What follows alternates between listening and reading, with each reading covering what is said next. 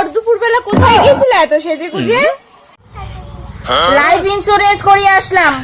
এখন যদি আমার কিছু হয়ে যায়, হঠাৎ ধর কোনো অ্যাক্সিডেন্ট বা আমি হঠাৎ মারা গেলাম, তাহলে কিন্তু 60-70 লাখ টাকার মালিক কিন্তু আমার সন্তান, মানে তুই হবি। हे भगवान तेरी लीला अपरंपार है। ঠিক আছে মা, তাহলে তুমি ঘরের দিকে যাও।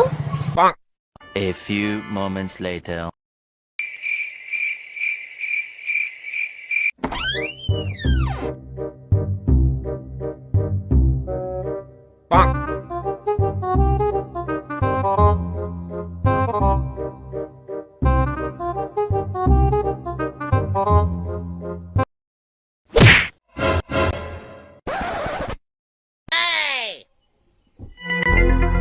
এ কি করছিস তুই?